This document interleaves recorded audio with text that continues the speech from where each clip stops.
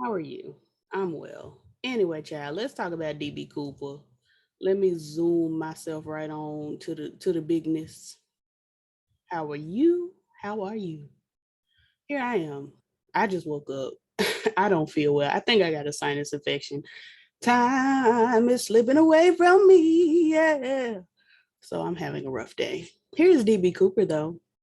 He is a media epithet used to refer to an unidentified man who hijacked a Boeing 727 aircraft in the United States airport between Portland, Oregon, and Seattle, Washington.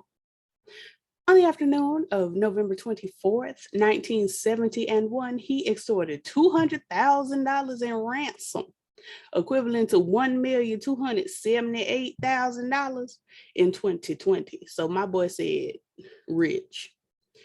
Um, And parachuter, child, this is parachuting. Parachuting, where you jump, and then this is a parachute. And this is a human being. They look like spiders, but they're humans. And they're slowing the motion of an object through atmosphere by creating a drag or in a ram air parachute, an aerodynamic lift. It's a little too sciencey for me, honey, but long story short, child, they don't fall fast. To an uncertain fate over southwestern Washington. So we don't know if he lived or died. The man purchased his airline ticket using the alias Dan Cooper, but because of a news miscommunication, became known in popular lore as DB Cooper. The FBI maintained an active investigation for 45 years after the hijacking, despite a case file that grew to over 60 volumes over that period. No definitive conclusions were reached regarding Cooper's true identity or fate. We don't know where he is. We don't know what had done happened. Child, the crime remains the only unsolved air piracy in commercial aviation history. Numerous theories of widely varying plausibility have been proposed over the years by investigators, reporters, and amateur enthusiasts. 5,880 of the ransom dollars of the ransom was found along the banks of the Columbia River in 1980. Some little boy had done found it, which triggered the renewed interest, but ultimately only deepened the mystery. The great majority of the ransom remains unrecovered. Exactly, unrepentant, like the Fighting Temptations. The FBI officially suspended active investigation of the case in July 2016. But the agency continues to request that any physical evidence that might emerge related to the parachutes or the ransom money be submitted for analysis. Now, this is the aircraft involved in the hijacking, excuse me. She's cute. She's up in the air. She's giving a little 70s vibe because it was the 70s. It's a moment. They caught her off guard, so she didn't have time to pose and smile, but here she is. And let's get down to the hijacking, child. On Thanksgiving Eve, November 24th, 1971, a middle-aged man carrying a black attache case, honey, a briefcase. I don't know why they didn't just say a briefcase, but they said attache case. Approached the flight counter of Northwest Orient Airlines, which I've never heard of. It must don't exist, child. Oh, it merged with Delta. It absorbed, honey. It was absorbed. At Portland International Airport, which I believe is haunted. Ain't that the one that's haunted? Anyway, I don't know. He identified himself as Dan Cooper and used cash to purchase a one-way ticket on flight 305, honey, like Miami herself. A 30-minute trip to North Seattle.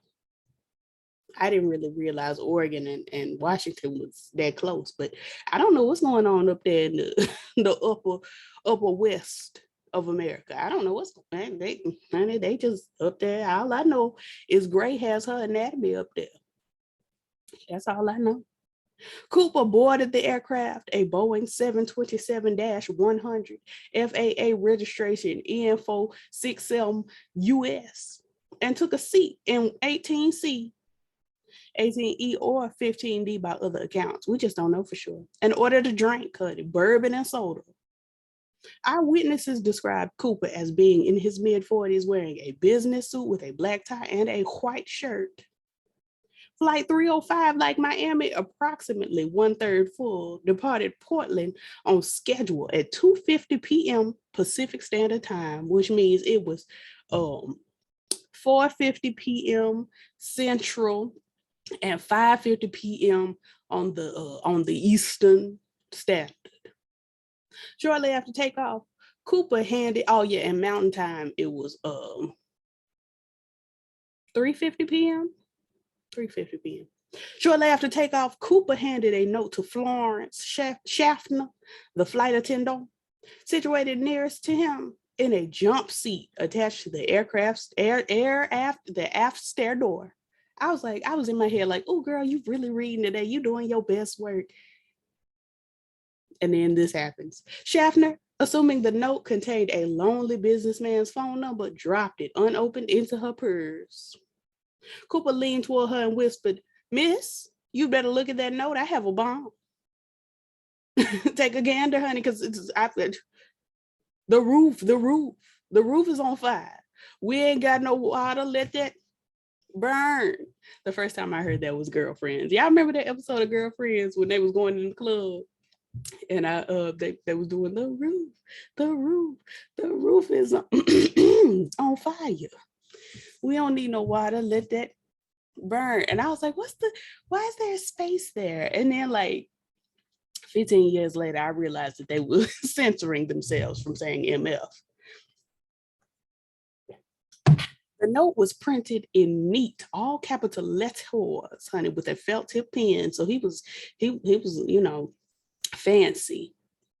Its exact wording is unknown because Cooper later reclaimed it. He said, give me that. But Schaffner recalled that it mentioned the bomb and directed her to sit in the seat beside Cooper, not besides him, not instead of, but next to. Schaffner did as requested, then quietly asked to see the bomb. She was like, hey, let me see the bomb. Cooper opened his briefcase long enough for her to glimpse 8 red cylinders in 2 rows of 4, assumed to be dynamite. Do we know the history of dynamite? Because I believe Mr. Nobel himself of the Peace Prize, I think he invented dynamite, didn't he? Or gunpowder? He didn't invent gunpowder because the Chinese had gunpowder, but I think he invented some sort of dynamite. And then in an attempt, honey, to not be connected to such a vicious thing, he then decided to create the Peace Prize. I think that was Mr. Nobel. Actually, I know that was Mr. Nobel. I think it was dynamite. We'll have to do an investigation. A wire was attached to the cylinders, and a large cylindrical battery was in the briefcase as well. And it was a Duracell, I know it was. After closing the briefcase, he stated his demands. $200,000 in negotiable American currency, 4 parachutes, 2 primary and 2 reserve. So he was like, I'm not gonna die. And a fuel truck standing by in Seattle to refuel the aircraft upon arrival. I don't know why he thought that the airplane that was 1/3 full had $200,000 on it, but okay. Schaffner conveyed Cooper's instructions to the pilots in the cockpit. When she returned, Cooper was wearing dark sunglasses. Whatever. The captain, William A. Scott, contacted Seattle Tacoma Airport. My God. Air traffic control, which informed local and federal authorities. The 35 other passengers were told that their arrival in Seattle would be delayed because of a minor mechanical difficulty. Northwest Orient's president, Donald Nyrop, who is him, you can Google him on your own time, authorized payment of the ransom and ordered all employees to cooperate fully with the hijackers' demands. The aircraft circled Puget Sound for approximately 2 hours to allow Seattle police and the FBI sufficient time to assemble Cooper's parachutes and ransom money to mobilize emergency personnel, child, and to mobilize emergency personnel. So I guess he was like, I'm not gonna get the money from the girls on the plane, but y'all give me that money when we land. And honestly, I would be so afraid if I were on a plane that was like, hey, we're gonna be late because of a mechanical difficulty. What you mean? What you mean? Hell no. Flight attendant Tina Mucklow recalled that Cooper appeared familiar with the local terrain. At one point, he remarked, looks like Tacoma down there, as the aircraft flew above it. He also correctly mentioned that McCord, I'm sure, Air Force Base was only a 20-minute drive at that time from Seattle Tacoma Airport. Schaffner described him as calm, polite, and well-spoken, not consistent with the stereotypes enraged hardened criminals or take me to Cuba political descendants, honey. Now, why y'all had to bring Cuba into it? Now, I remember hearing about they did do a lot of hijacking where they wanted the girls to go to Cuba. They really was like, girl, Cuba. Popularly associated with air piracy at the time. He was not nervous, Mucklow told investigators. He seemed rather nice. He was never cruel or nasty. He was thoughtful and calm all the time. As Schaffner grasped the enormity of what was happening, Cooper reassured her.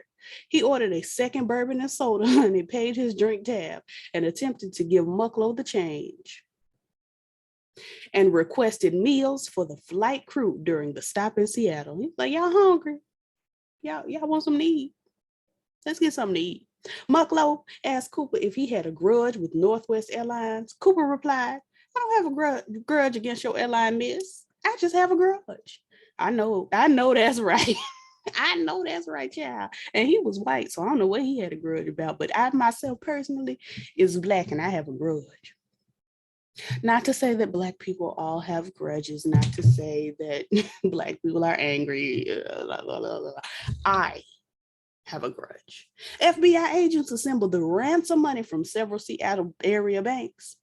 10,000 in unmarked $20 bills, most with the serial numbers beginning with the letter L, indicating issuance by the Federal Reserve Bank of San Francisco, and most from the 1963A or the 1969 series, and made a microfilm photograph of each of them. So they was like, hurry up, take these pictures, honey. Hurry up.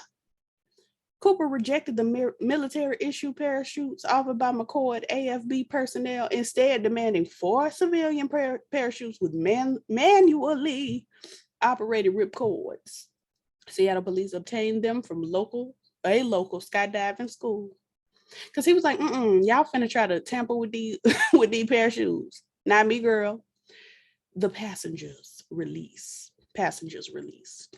At 5:24 p.m. Pacific Standard Time, which I have already told you would be 6:24 p.m. Mountain Standard, 7:24 p.m. Central, and 8:24 p.m. Eastern Standard Time, Cooper was informed that his demands had been met. And at 5:39 p.m., which you can refer back to what I just said about the Mountain, Central, and Eastern, more than an hour after sunset. Oh, girl, it must have been winter. What time of year this was? November, yeah. Mm-hmm. What is my problem? At more than an hour after sunset, the aircraft landed at Seattle Tacoma Airport in heavy rain. You know how I get about aircrafts in heavy rain, honey. That's what took a lot of people's lives, child.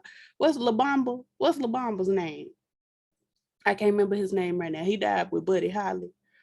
What was his name? Richie Valens. Anyway, what do I be talking about? Cooper instructed Scott to taxi the jet to an isolated, brightly lit section of the apron, which let's figure out what an apron is. Airport apron, flight line, ramp, or tarmac. Okay, I've heard tarmac. Okay. And close all window shades in the cabin to deter police snipers, because he was like, not me, girl. Northwest Orient's Seattle operations manager, Al Lee, approached the aircraft in street clothes to avoid the possibility that Cooper might mistake his airline uniform for that of a police officer. I know that's right. And delivered the cash-filled knapsack and parachutes to Mucklow via the stairs. Once the delivery was completed, Cooper allowed all passengers, Schaffner and senior flight attendant Alex Hancock, who we have never heard of up until this moment, to leave the plane. Y'all gone now. Be blessed. The refueling process was delayed. A second later, and later third truck was brought in to complete the refueling. Y'all didn't have y'all mess together, as my grandmother would say. An FAA official requested a face-to-face meeting with Cooper aboard the aircraft, which was denied. He was like, not me. Cooper grew impatient, saying, this shouldn't take so long. Y'all need to hurry up. And sent a note to the crew saying, let's get this show on the road. Snap, snap. I got to steal this money. Cooper outlined his flight plan to the cockpit crew, a southeast course toward Mexico City at the minimum airspeed possible without stalling the aircraft, approximately 100 knots, which is this many kilometers an hour, 115 miles per hour, at a maximum 10,000 foot altitude. He said, go slow, but go high. He further specified that the landing gear remain deployed in the takeoff landing position, the wing flaps be lowered 15 degrees, and the cabin remain unpressurized. First Officer William J. Radazak informed Cooper that the aircraft's range was limited to approximately 1,000 miles under the specified flight configuration, which meant that the second refueling would be necessary before entering Mexico. Cooper and the crew discussed options and agreed on Reno, Nevada as the refueling stopped. Cooper further directed that the aircraft take off with the rear exit door open and its staircase extended. Child. Northwest's home office objected on the grounds that it was unsafe to take off with the aft staircase deployed. Cooper countered that it was indeed safe, but he would not argue the point. He would lower it once they were airborne. He was like, I'm not going to argue with you. I'm trying to steal this money. Y'all are doing too much. I know what's going on here, and y'all are doing too much. That's what Cooper said. Back in the air. At approximately 7:40 p.m., which is 8:40, 9:40, and 10:40, the Boeing 727 took off with only Cooper, Captain Scott, Flight Attendant Mucklow, which I don't know why she had to be there, First Officer Radazak, and Flight Engineer Harold E. Anderson on board, who we have not heard of until now. 2 F-106 fighter aircraft from McCord Air Force Base followed behind the airliner, one above it and one below, out of Cooper's view, honey. They was like, he not finna see us. Because then what about the bomb? A Lockheed T-33. Okay, this is a cute little aircraft. This is cute. I like the little wing bits and this little star moment. That's cute. It's a subsonic jet trainer, honey. It goes back to 48. They need to bring these back. This is cute. Diverted from an unrelated Air National Guard, the ANG, honey, the ANG mission. It also shadowed the 727 before running low on fuel and turning back near the Oregon, California state line. I don't know why they didn't fill her up, or didn't have like another one ready to pick up where they left off. I'm not sure. After the takeoff, Cooper picked up his briefcase and told Mucklow to show him how to open the door to the aft staircase. He then told her to join the rest of the crew in the cockpit and remain there with the door closed. As she complied, Mucklow observed Cooper preparing the parachutes. At approximately 8 p.m., which is 9, 10, or 11 p.m., child, a warning light flashed in the cockpit indicating that the aft air stair apparatus had been activated. The pilots asked on the cabin intercom if Cooper needed assistance. Cooper picked up the cabin phone and replied, no. Sickening. Sickening. I'm sorry. That's a moment. Do you need help? No. Like, This was the last message heard from Cooper. The crew soon noticed a subjective change of air pressure, indicating that the aft door was open. At approximately 8:13, 9:13, 10:13, 11:13, the aircraft's tail section sustained a sudden upward movement, large enough to require trimming, which I don't know what that is. Oh, these little bits, these little thingies that move on the plane. I was just looking at those when we flew back from Miami, honey. I was like, I wonder what those little bits do. They're trim tabs. Small surfaces connect to the trailing edge. Y'all can read this on your own time, honey. Counteract hydro or aerodynamic forces, honey. Stabilize the boat or the aircraft, honey. They put them on boats too, in a particular desired altitude without the need for the operator to consistently to bring the plane back to level flight. At some point between 10 and 11:30 p.m., which is 11, 12, and 1, and 12:30, 13:30, and 14:30, and 15:30. Child, who cares? The 727 landed with the aft air stair still deployed at Reno Airport. FBI agent, I know that scraped up the bottom of that, of that stair. FBI agents, state troopers, sheriff deputies, and Reno police were on hand, although did not approach the plane in case the bomb was still live. Captain Scott confirmed Cooper was no longer on board, and the FBI bomb squad reported the cabin was clean after a 30-minute sweep. Investigation. FBI agents recovered 66 unidentified Latin fingerprints aboard the airliner. The agents also found Cooper's black clip-on tie, his tie clip, and 2 of the 4 parachutes. So I don't know why he asked for 4 and he only took 2. I don't get it. Take all 4. Honey, strap them to each of your limbs. One of which had been opened and 2 shroud lines cut from the canopy. I don't know what that means, but it sounds dangerous. Authorities interviewed eyewitnesses in Portland, Seattle, and Reno. A series of composite sketches. This when they be like, this is what he looked like, and then the folks draw it, was developed. Local police and FBI agents immediately began questioning possible suspects. Girl, this is a video. I was like, is there a bug on my computer screen? Child, this is an animation. One of the first was an Oregon man with a minor police record named D.B. Cooper. So they done just made it be him, child. Contacted by Portland police on the off chance that the hijacker had used his real name or the same alias in a previous crime.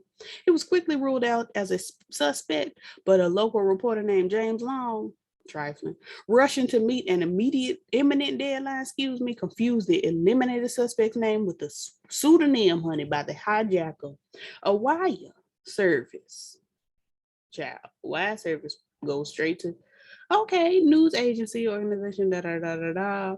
A news agency may also be referred to as a wire service, news wire, or news service. I had no idea. That's so neat. Reporter, KailahJr of UPI, by most accounts. Girl, don't this look like a bug just crawling, whatever. Republished the error, followed by numerous other media sources. As a result, D.B. Cooper became the most widely remembered pseudonym, child, much to this man's dismay, I'm sure. A precise search in the area. Who is Erica? My friend. I'm gonna stick beside it. A precise search in the Erica was difficult to define, as even small differences in estimates of the aircraft speed or the environmental conditions along the flight path, which varied by location and altitude, changed Cooper's projected landing point considerably. Okay, we just have no way of knowing where there's no earthly way of knowing which direction we are going. Very Willy Wonka and the Chocolate Factory. An important variable was the length of time he remained in the free fall before pulling his ripcord. We don't know. Neither of the Air Force fighter pilots saw anything ex the airline, either visually or on radar, nor did they see a parachute open, but at night with extremely limited visibility and the cloud cover obscuring any ground lighting below. An airborne. I've been doing so well. An airborne black-clad human figure could easily have gone undetected, child. The T-33 pilots never made visual contact with the 727. An experimental recreation of the same aircraft used in the hijacking in the same flight configuration, FBI agents pushed a 200-pound sled. Y'all didn't have a test dummy out of the open air stair and were able to reproduce the upward motion of the tail section and brief change in cabin pressure, described by the flight crew at 8:13 p.m., 9:13 p.m., 10:13 p.m., 11:13 p.m. It was concluded that 8:13 p.m., 9:13 p.m., 10:13 and 11:13 p.m. was most likely jump time. At that moment, the aircraft was flying through a heavy rainstorm over the Louis River, honey, the Lewis River in southwestern Washington. Let's take a look. That's cute. Yeah, it's got the little, okay, the brooks and the fountain, the waterfall, honey. Anyway, initial extrapolations place Cooper's landing zone within the area of the southernmost outreach of Mount St. Helens, honey. This her. Okay, she got a little, she blowing some air. She like, y'all taking a picture? Whoo. A few miles southeast of Ariel, Washington, near Lake Merwin.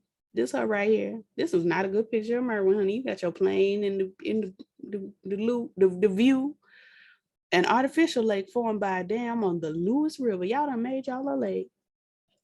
Search efforts focused on Clark and Cowlitz, Clark County, and Cowlitz County, the counties, encompassing the terrain immediately south and north, respectively, of the Lewis River in southwest Washington. FBI agents and sheriff's deputies from those counties searched large areas of the mountains wildernesses on foot and by helicopter. Door-to-door searches of local farmhouses were also carried out. Other search parties ran patrol boats along Lake Merwin and Yale Lake. They didn't show a picture. The reservoir immediately to its east. No trace of Cooper nor any of the equipment presumed to have left the aircraft with him was found. It was just like vanished.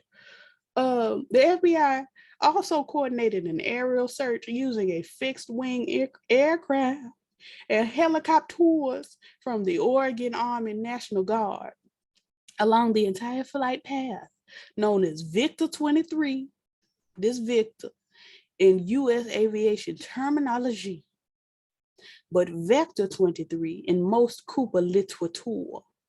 From Seattle to Reno. Although numerous broken treetops and several pieces of plastic and other objects resembling parachute canopy were sighted and investigated, nothing relevant to hijacking was found. Child.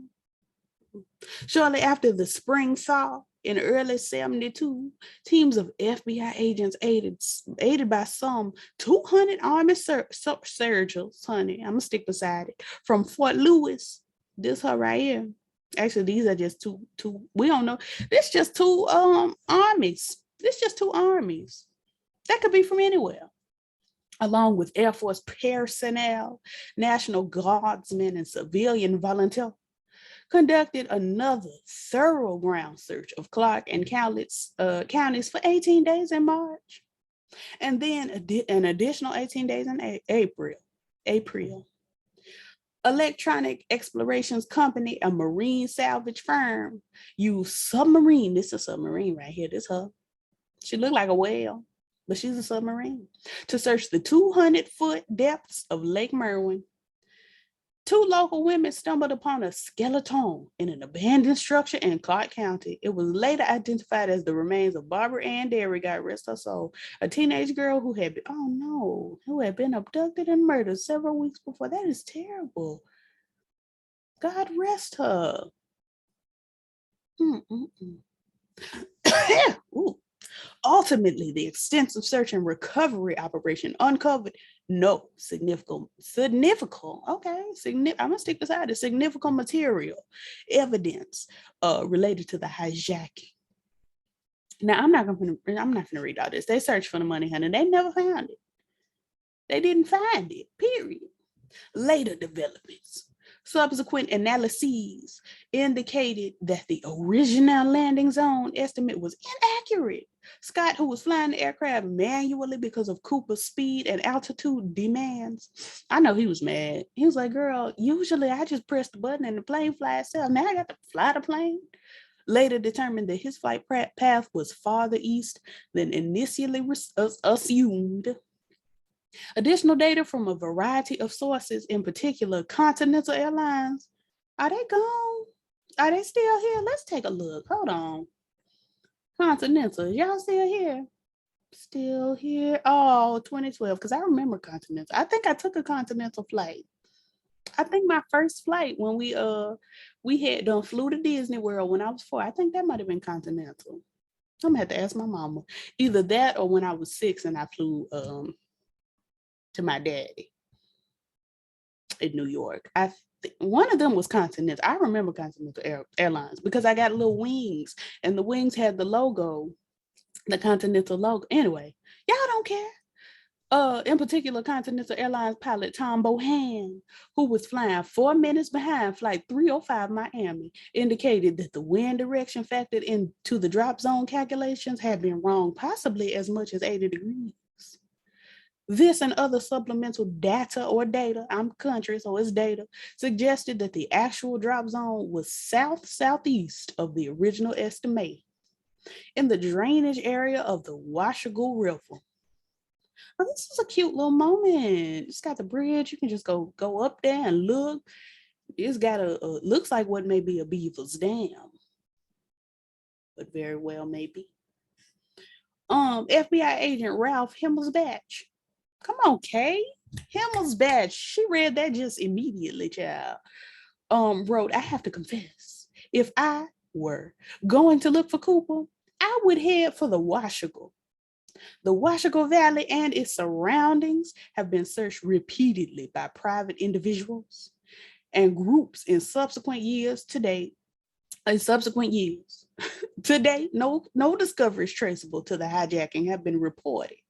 Some investigators have speculated that the 1980 eruption of Mount St. Helens, honey, here she is, erupting, could have obliterated any remaining physical clues. We need to figure out when the next eruption about to happen. You know, I get worried because Yellowstone National Park at some point is going to erupt. She does her stomach bubbling. When you go down to Yellowstone, you see her stomach bubbling. She be puffing up smoke. One day my sister is going to erupt and we are going to die. This is not a joke. We are going to die. We're either going to die from the lava or we're going to die from the smoke, but we are going to die. Has anybody looked into that? Can we give her a Pepto-Bismol? Alka-Seltzer? Something, because it's going to be bad. Investigation suspended. On July 8, 2016, the FBI announced that it was suspending active investigation of the Cooper case, citing a need to focus on its resources and manpower on issues of higher and more urgent priority. Local field officers will continue to accept any legitimate physical evidence related specifically to the parachutes or the ransom money that may emerge in the future. The 60-volume case file compiled over the 45-year course of the investigation will be preserved for historical purposes at FBI headquarters, honey. Here go J. Edgar Hoover's building. It's a low-rise office building, honey. It's low. In Washington, D.C., and on the FBI website, all the evidence is open to the public.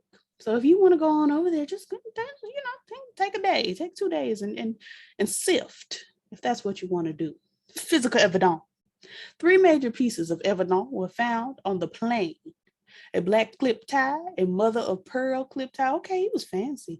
And an 8 filter tipped rally cigarette butts and 8 filter tip rally. Oh, because he was smart. You remember? I'm talking like I was there, honey. I was not there. But back in the day, you used to cut cigarette. You could used to cut cigarette on the plane. That was wild times. And sometime after the hijacking, the cigarette butts were lost. Okay. So how y'all find them on the plane and then they was lost? Y'all didn't put them in evidence?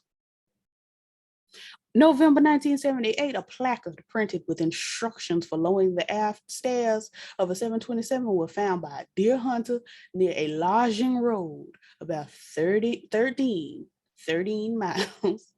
That sounds like somebody's grandma. My grandma's name is 13. This 13, Grandma 13, east of Castle Rock, Washington, which is right here.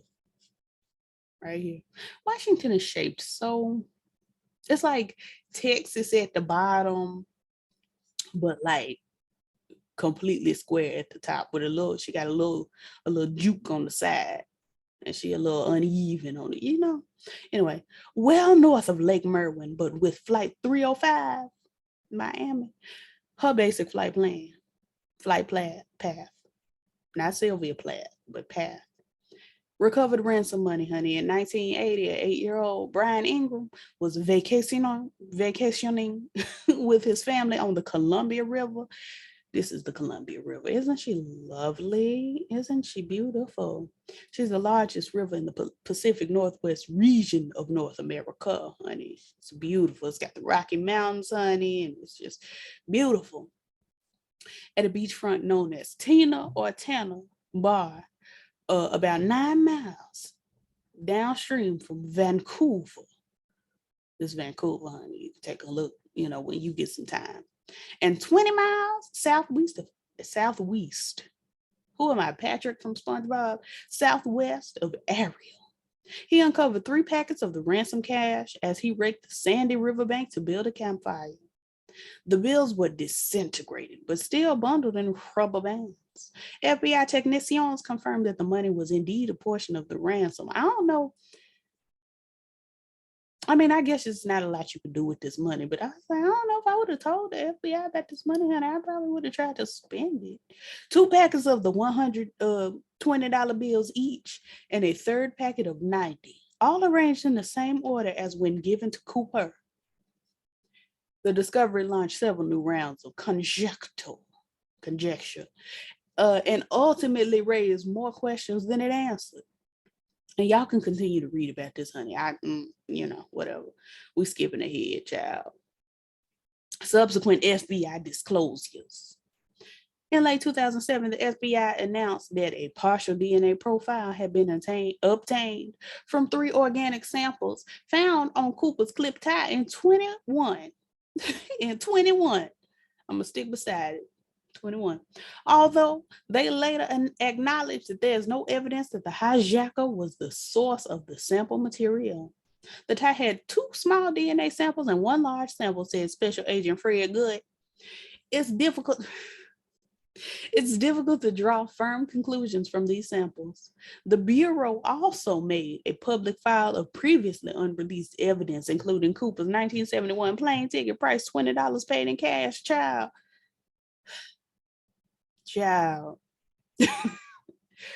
$20, and posted previously unreleased composite sketches and fact sheets, along with the request to the general public for information which might lead to Cooper's positive identification. Period. They also disclosed that Cooper had chosen the older of the 2 primary parachutes supplied to him rather than the technically superior professional sports parachute, and that from the 2 reserve parachutes, he selected a dummy, an unusable unit with an inoperative ripcord intended for classroom demonstration. Which, why y'all get him that? Y'all wanted him to die. Although it had clear markings identifying it to any experienced skydiver as non-functional. He cannibalized he ate the other functional. He cannibalized the other functional reserve parachute, possibly using its shrouds to tie the money bag shut. Why he cannibalized it though? The FBI stressed that inclusion of the dummy reserve parachute, 1 of 4 obtained in haste from Seattle skydiving school was accidental. Mm-hmm. They stressed it, honey, because everybody was like, Long story short, honey, we still don't know who he is, girl. I can't be reading all of this. It's just so much. Here's some theories, child. Everybody think it's their cousin, grandpa, daddy, and them. Here's some age progression. This is what he might have looked like, and this is what he might look like now. If he had lived, honey, I don't know if he lived. I don't know. But yeah, y'all can read it because you see how much more there is to scroll. This much more, and I won't be here for it. I won't. Like, I love y'all down, and I have enjoyed talking about this. But child, why we got a section for similar hijackings? That ain't got nothing to do with that man. I mean, it does kind of, but it anyway. Here are the people they think might have been Cooper. This what he looked like, and this what he looked like getting arrested and such, which y'all can read up on that on your own time. This Richard McCoy. Yeah. Now Barbara is an interesting case, honey, because she was I'm gonna read this. She was a recreational pilot and University of Washington librarian. They didn't have to dead name my sister. She served in the U.S. Merchant Marine and then the Army during World War II. Now she said she was DB Cooper. She had done told her friends. Yeah. Anyway, but yeah, y'all read these on your own time, child. I don't have all day to sit here and read about DB Cooper to y'all, but y'all can go right on to the Wikipedia entitled DB Cooper. This what it looked like, and y'all go right on over there, honey. Rush, hurry, hasten to his throne. Like, comment, subscribe, all the things the YouTubers say, honey. We may do a part 2 about this. Most likely we won't. If you judging my hair right now, that's your business. Ain't got nothing to do with me. Like, comment, subscribe, all the things the YouTubers say. Let me know how you feel about it in the comments, who you think DB might have been, and such which. I'll call y'all later. Next week, actually. Peace.